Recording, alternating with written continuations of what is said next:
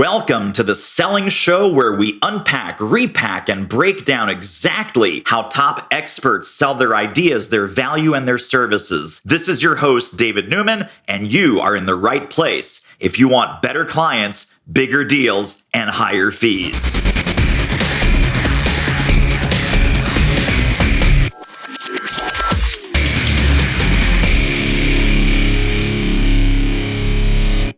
Life has some interesting twists and turns, and man, oh man, the people that end up being sales mentors and sales authors and sales experts, some of these people you would never suspect from their backstory. So, a perfect example is my next guest, Mr. Aaron Tighe. Welcome to the show. Thank you, David. Absolute pleasure to be here. I was just mentioning earlier, we're 11,000 miles apart, but with the beauty of technology, here we are having a conversation. Exactly. 12 hours time difference, 11,000 miles distance, and we're having a virtual coffee with the world listening in. Fantastic. Thank you for having me. So you do have one of these fascinating backstories.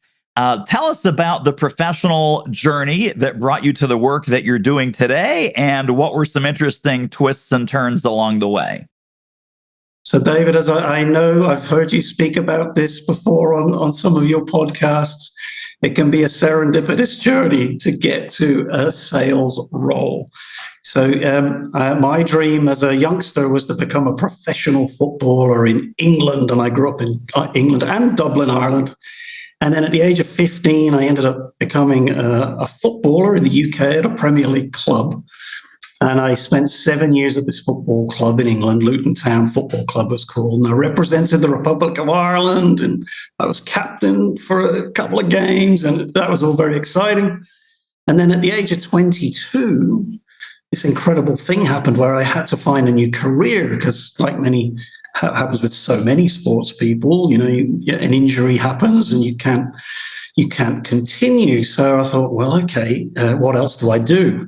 Now, my journey was I went to, initially, I thought, well, I'll try an accountancy. And I went into accountancy, and I was in this accountancy role, and I worked with some great friends. We're still friends today. And I was only 22, 23, 24, and I just went, it just doesn't feel right for me. It just doesn't feel right. And I used to do the payroll, David. And they had these people called salespeople that used to get these bonuses and commissions. And I was, well, what's that? How do I do that? Because it was like 4 times what I was earning or 5 times what I was earning. I thought I'll try to find that. So as you do, you find your way, and I found my way into a sales role, and it was in a telecommunications company in the UK, just outside London. And I was employee number 50, and within 5 years, we had 10,000 employees in that business. Wow. And I ended up at a very young age. So the initial sales job was knocking on doors. It was going around people's houses, knocking on doors. So I've gone from professional football to knocking on doors. But something about it, I was very successful. I rose to the top of the league ladder and was consistently there. And I ended up running sales teams for about 5 years. At the age of 30, we decided to migrate to Australia, and we came out to this beautiful city called Perth in Western Australia. 2 young kids moved out here, and I picked up another position with a technology company called Macquarie Technology Group. And I've been there ever since. I've been there 24 years. And that's B2B sales. And I've been involved all the way through, as you know, David, thousands of negotiations. And that's where I am still to this day. And then talk about your fantastic new book, because the book is certainly another inflection point in your sales career. What you already know and don't, the B2B Sales Playbook. What were some of the motivations to write that book? And then we can dig into some of the ideas in there. But initially, just kind of what made you capture lightning in a bottle in that book format?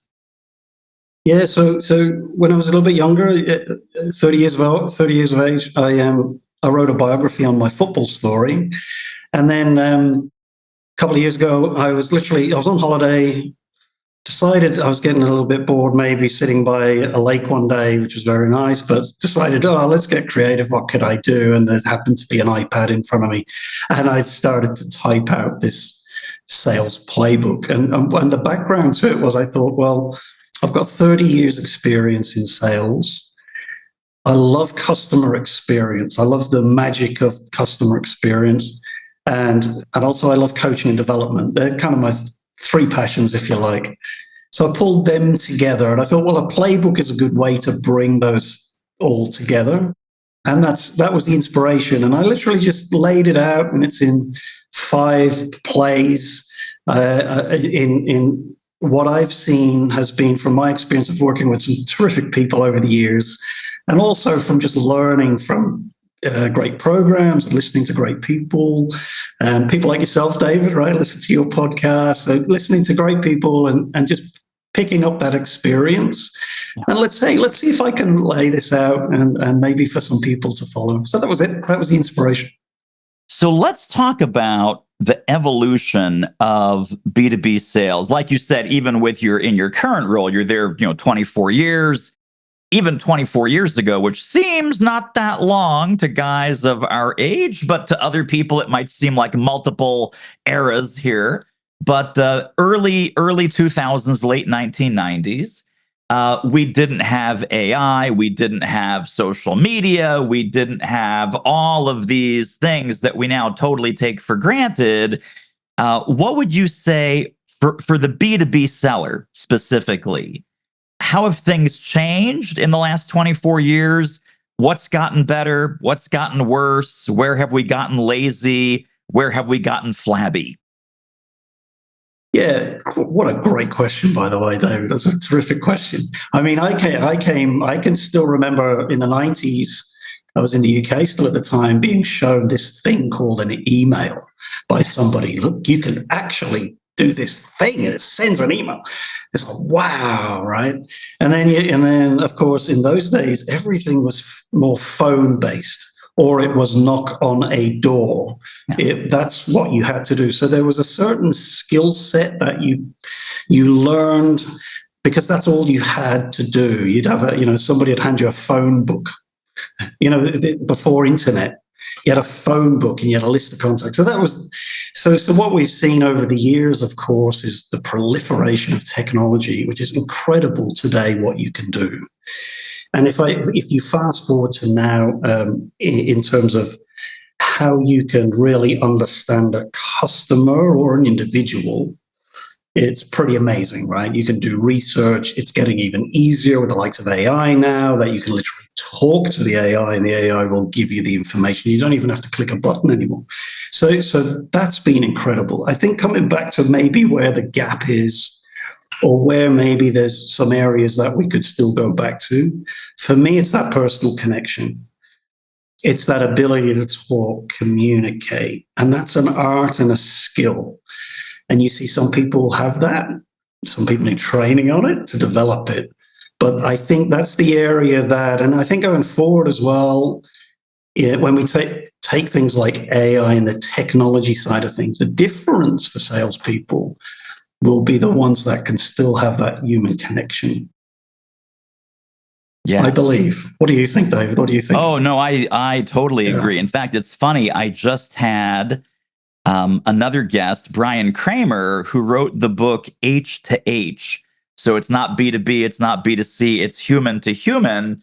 And this exact topic came up. And I said, Brian, are there even humans involved anymore? Because, AI can do your sales messaging. AI can do your customer service. AI has your little chatbot that pops up on the website. And he says, David, all those things are great. And he echoed what you just said a moment ago. He said, the sales professionals who are the most human in 2024 and beyond are the ones that are going to win. Because AI made, and this is what I was sort of hinting at, I guess, in my question, this is where we've gotten lazy. This is where we've gotten flabby. This is where we figure automation and batch and blast and mass marketing is now 100 times easier than it was even a couple of years ago. And the people that are succumbing to that siren song are the ones that are dehumanizing their sales efforts and their relationships. We see it all the time now, and you can pick it. You can pick it, David. You can pick it. Yeah. Your communication comes through. It's either on a social post or it's an email comes through. It could even be an audio call. You can tell that that is just generic. No thought has gone into that. There's no connection.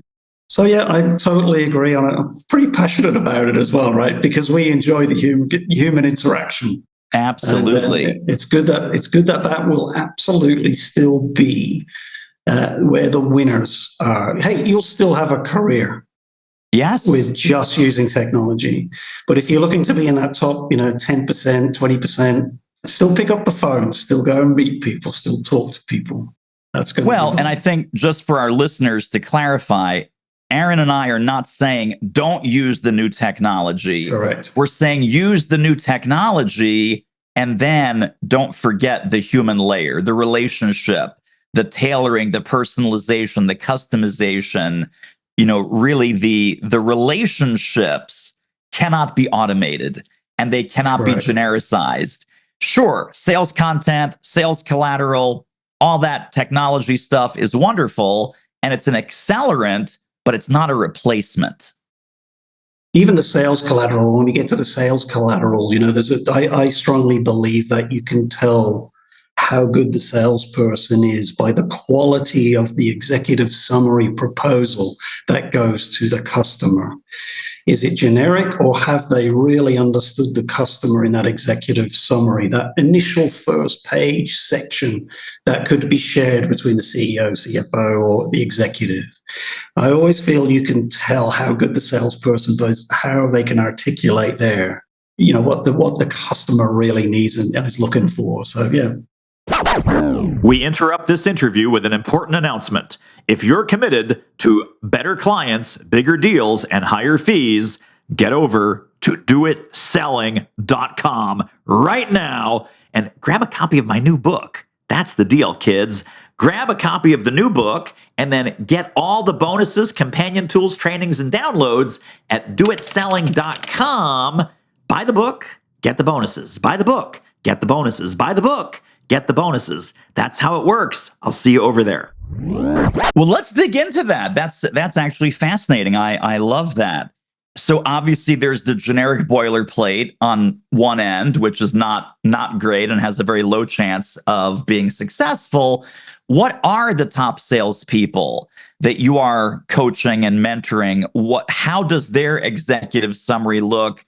How do they source that data? What language are they picking up? How are they customizing it to a very professional level? So, as you know, David, in the sales cycle, you'll be picking up these nuggets of gold as you go through. And these are all of these pieces of gold are going to go into that executive summary. That can start with even before you meet the customer, that can start with the amount of research and understanding you have of the industry, the company, the individuals, the people that you're talking to. You may look at their financial results. You may look at their chairman report, their CEO report, and their statements. So already you're thinking ahead that when I do the executive summary, these are some of the headlines, and so these are some of the goals that we know is going to be relevant to the customer. Then when you're in the meeting with the customer, obviously uncovering their requirements and really digging into what's going to make a difference for the individual, the company, et cetera, their team. You're going to capture that in the executive summary. And then you're going to match up your solution to that. It's always good to have whatever the goal you've found out from that organization, whether it's a commercial goal, whether it's a technical goal, whatever that goal is, you're going to put that in your executive summary. And then the rest of the proposal could be more detailed, but the concept is that you've already garnered all of the relevant information in a snapshot, a one-pager almost, if you like, that their exec are going to be impressed by. Oh, one more thing as well. With the great salespeople, what I found is the executive summary and the proposal never goes out until they know it's a winner. So what they do is they have such good engagement with the customer that they've already found out how they're going to win and what's going to win. They've got that kind of trust with the customer that that's what needs to be put forward. And so that's a fantastic, fantastic insight. Are you suggesting, Aaron, that we have a oral conversation to really nail down most of the deal and most of the terms, length, depth, duration, detail, pricing, options? We're already agreed on that. And then the proposal or the executive summary is simply a document or an artifact of what we've already agreed to that they can sign and write you a check. That's it. And you can use certain types of language around that executive summary that in your initial sit down with the customer to go through it, whatever language you want to use, that could be a draft. It could be, here's some thinking we're having around the proposal that's going to come forward. And then they critique it. You ask them to critique that proposal. Is this exactly where we need? Is there a gap there? Is there something we need to improve?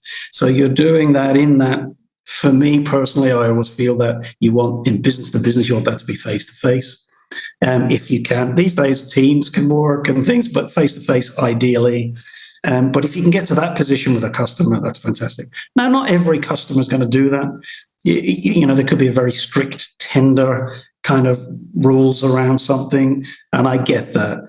But in general, business to business, if it's outside of a very official tender, you should be able to get that human interaction where you can walk through the proposal. Yes. And I want to address this notion of in-person, because people might be listening to this, Aaron, and they go, oh, Aaron and David, it's these two old school guys. No one does anything in person anymore. Why in the world would you go in person? 2024 success story from only a few months ago. I had a consultant client who lives in New Mexico. She was working with a large global company whose headquarters is in Germany. She was working on a $300,000 or $400,000 deal, which for her is significant. For most of us, I guess it would be significant. And she says to the prospect, you know what? Let me fly out to Germany and let's have a one-day meeting and flesh this out. Prospect said, that would be fantastic. That would be great. They rolled out the red carpet. They had all the key executives there because they knew she was flying 6,000 miles from, all the way. For the folks that don't know, New Mexico is in the southwest of the United States. Germany is in the middle of Europe. So that's a long ass flight. And she volunteered to get on the plane. They rolled out the red carpet. All the key stakeholders were there. Long story short, she closes the deal for $350,000. Now, again, that's a 2024 story. It's not a 1992 story. It's not a 2006 story. It's a 2024 story. And it just speaks, Aaron, to your insistence, and rightly so, that we're in a human-to-human relationship business. When someone says, hey, I'm willing to fly 6,000 miles, you haven't even paid me a dime yet, but I want to sit down face to face with you and your key leaders and really find out what you need, what you want, what's going on. If they're willing to have that meeting, I can't think of a better buying signal. 100%. Love that story. It's great. Yeah. When we think of ourselves when we're buying something, if we're buying a house or we're buying a holiday or whatever it is we're buying, if we see a commitment from the other person and there's a bit of a passion and an interest about you, and hey, they're happy to come out and have a coffee with you or meet you at an office to actually, help you through, I think you're going to spend more time with that person than someone on the end of a phone or an email. And today we're seeing it in our industry, in the telecoms industry, in the technology industry in Australia. I'm not sure if it's the same in the US. But we're seeing a lot of customer experience going to call centers that aren't even in our country. Yeah. I was sitting with a prospective customer only yesterday, and it's quite a large contract. It would be over $1 million contract. And they said their incumbent technology provider hadn't been to see them since 2018. And we're out in front of customer every month as a minimum, and hopefully more than that. So it just goes to show, that customer is going to be moving to us shortly because of the service levels, and they want human interaction as well, right? But that's a great story. I love the Germany one. We haven't traveled that far. We've traveled Sydney from Perth, which is a bit like going from, I suppose, San Diego to New York. That's right. That's our sort of travel here in Australia, Perth, Australia. Well, so we've already talked about a couple of these skills, the person-to-person skills, the meeting, the executive summary, the pre-proposal, etc. One of the sections in your brilliant book is called Skilling Up to Win. When you come across sales teams, even the sales team that you're leading now, clients, audiences that come to you for advice, what are some of the skilling up areas that have either been overlooked or underserved? So, Skill Up to Win covers a number of areas. Let me take you through some that I see. So one is, whatever industry you're in and whatever you're looking to sell, knowledge up in what that is.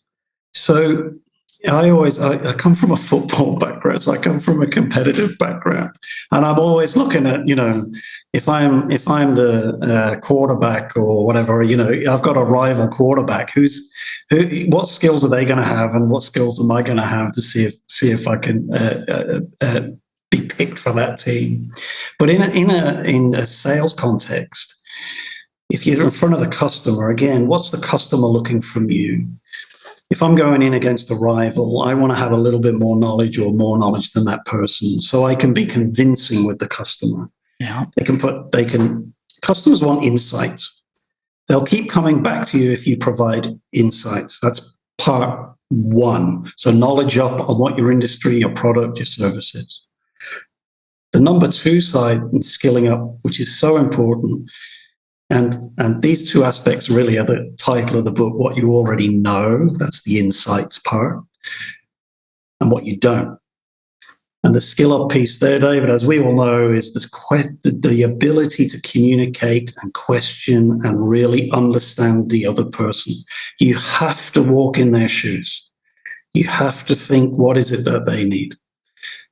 Now, that doesn't come with the first question. So if I ask a very simple question of what challenges have you got in your business, Mr. Customer? And they give you those challenges and you go, oh my God, let me ask the next question. As in, move on, don't. You've now got to dig into that question. So you got to go further. Okay, well, about that challenge, how does that actually impact the sales department in your organization? How does that impact the HR department in your organization? Whatever those areas you want to dig into. And you don't want to generalize these, you want to get very specific. Now there you're getting gold. So the skill up piece for me covers a number of areas. There's just two. There's all sorts of communication skills. Listening skills is another amazing one. It comes on the back of that questioning. You have to listen intently to know what to ask next. So I'll pause there, David. There's a couple of the areas that I've put through in the book. Yes, absolutely. Let's talk for a moment about what you don't, because that's kind of an intriguing part of the title and the value prop. So again, the book is What You Already Know and Don't.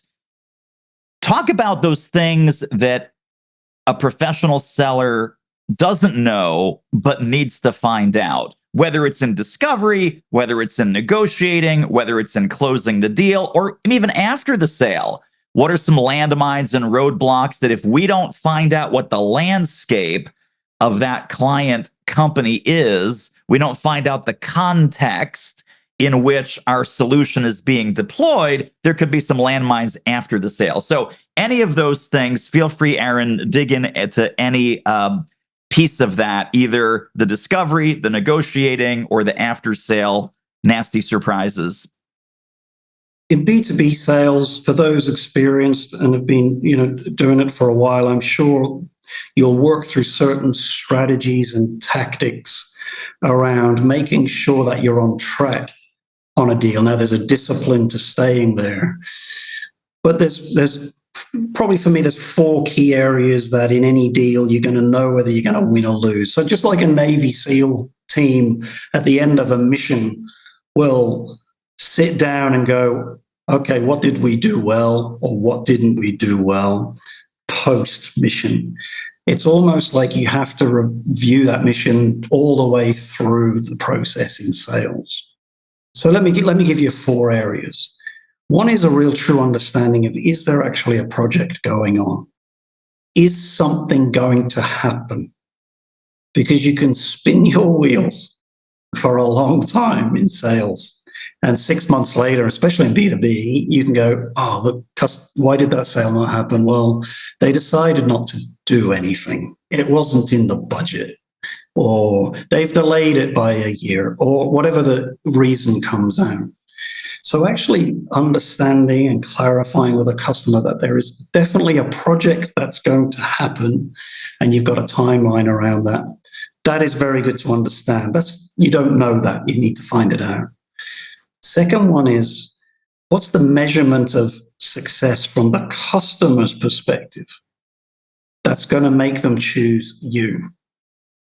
So one of the, I suppose, mistakes we can make in sales is we can put the proposal out, we can put the pricing out, we can put the solution to the customer. But what's the qualification on either like a dollar amount, a percentage amount, very specific, that they will make the decision to go with you? That's important. Third one is, have you got a champion in the deal? Or other language might be inside support. So is someone guiding you within that organization?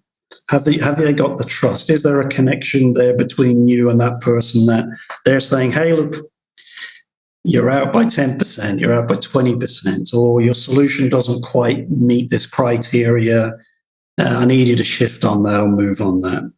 Again, that's a real skill to understand that and find that out. Again, really good questioning and rapport building. Yeah. And the fourth one is, do the most powerful people in that organization in the decision want you to win? That's a great question to ask, because who in any organization, when you're dealing with them, is the most powerful person? Most people will say, well, it'll be the CFO or it'll be the CEO, but is it? Do you know? Have you asked about previous similar contract negotiations that have happened?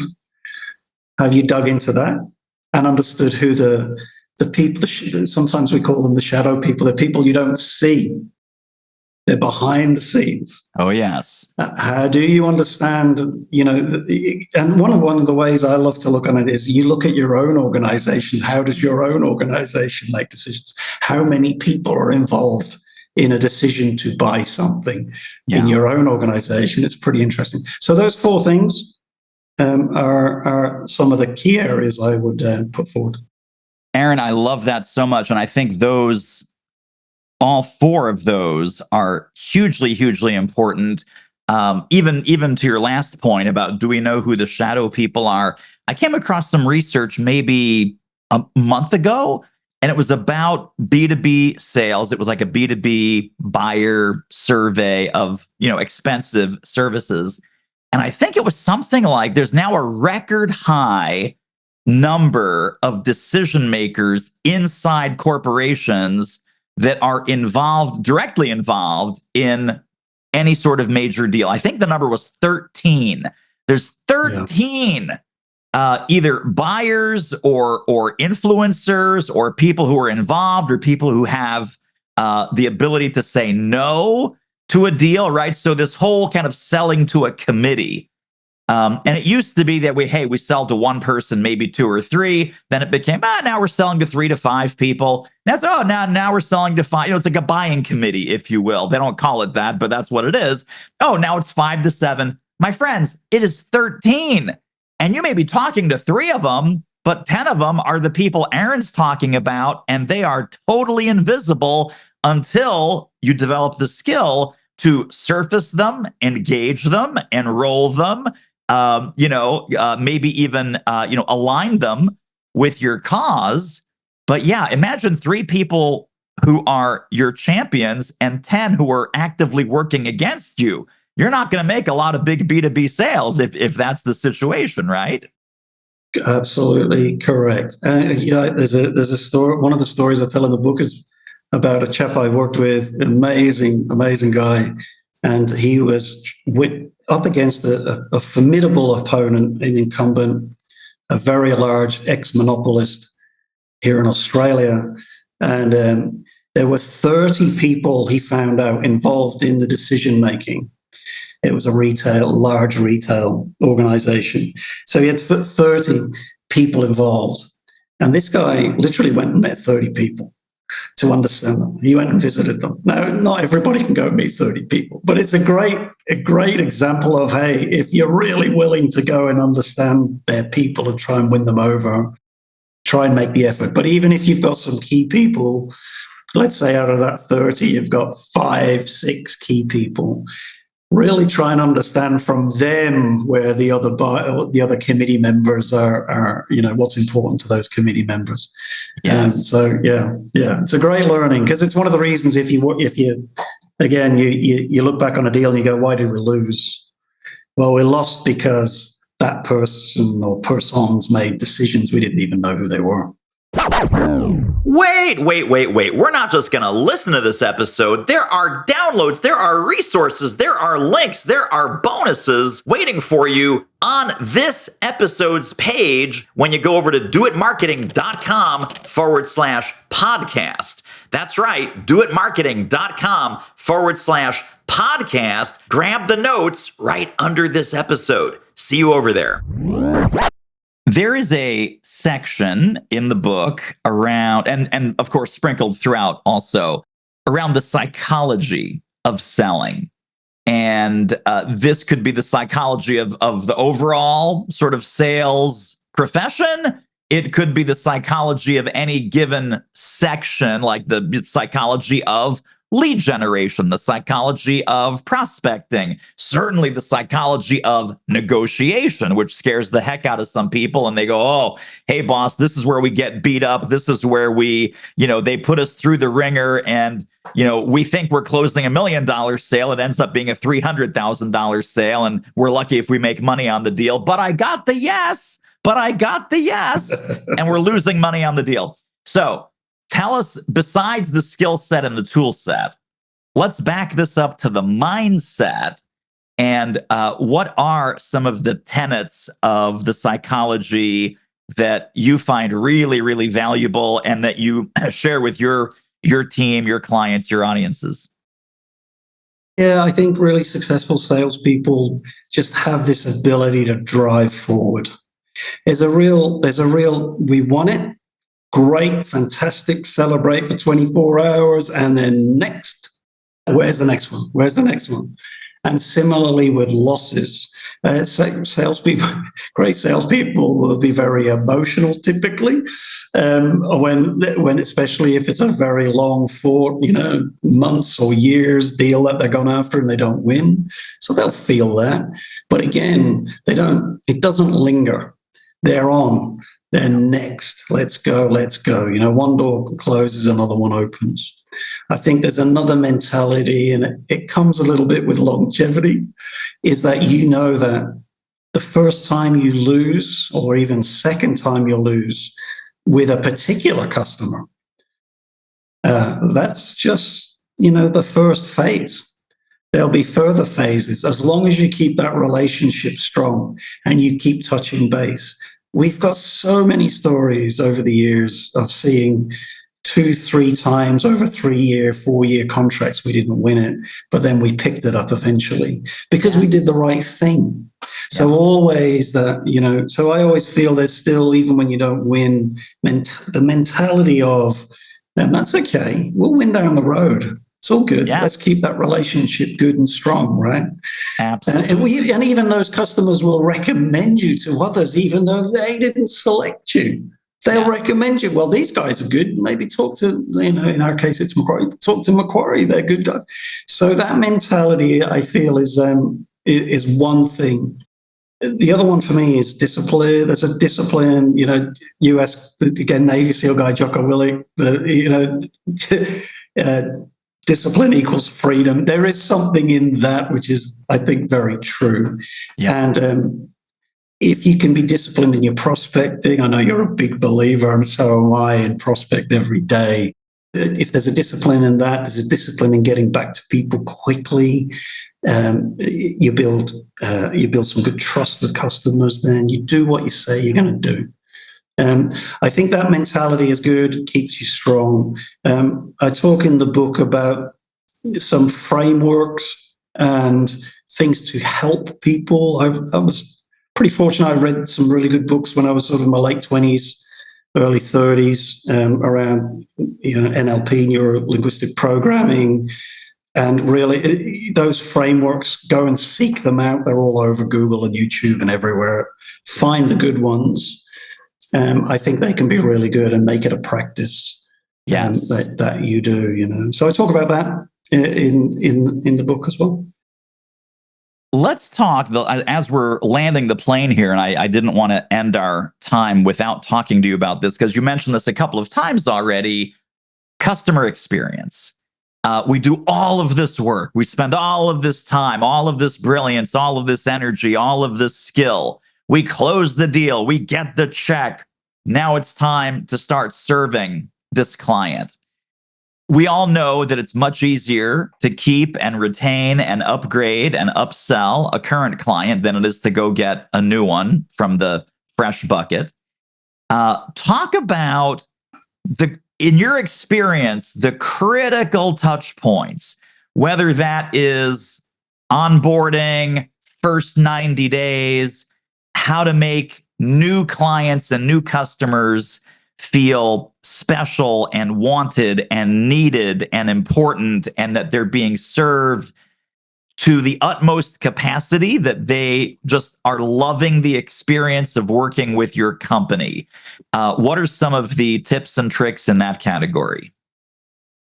Yeah, I'm really fortunate to work for an organization, Macquarie. We won the World Communications Awards in 2020, best in the world out of 350 organizations, the likes of AT&T in the US, and we're this, Australian company, business that won this award. And Joseph Michelli wrote a book about us, the great author from Ritz-Carlton and Mercedes-Benz. Yes. And he wrote a book recently on us as well called Customer Magic.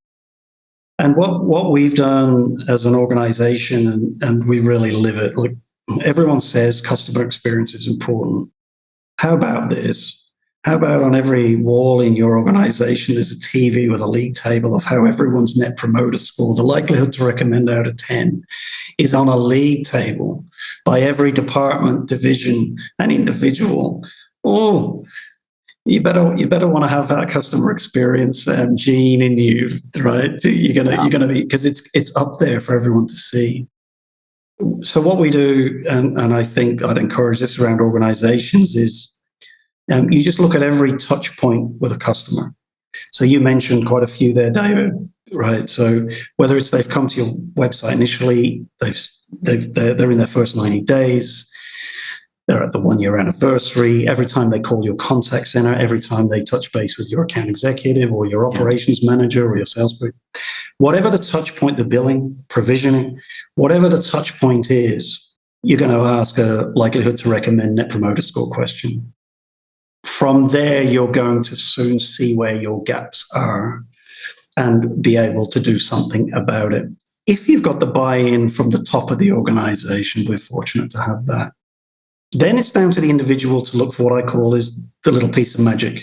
I always like the hotel analogy, just very quickly. The hotel analogy is you go to a hotel, you expect somebody to be at the desk to welcome you. You expect maybe the lifts work, get to the room, the key works, you get in, the beds are made, the taps work, there's warm water, you get in the shower, it's all nice. You expect that. Yeah. But what about if when you go to the desk, they actually know who you are? What about if there's a concierge who says, great to see Aaron again. How's Julie today? You know, how's the kids? Hey, how did the golf game go last week? Was it good? And by the way, do you want those tickets for the game tonight? Do you want now your experience is just taken on another level. It doesn't matter what we do, what we sell, what we're working in. That is the piece of magic you're always looking for. And by the way, for me, that's not just in work. That's with everybody. That's if you go to the local coffee shop today and someone serves you coffee. What's something you can do to put a smile on their dial just for a brief moment that will ripple out in their lives and make their lives a little bit better today as well?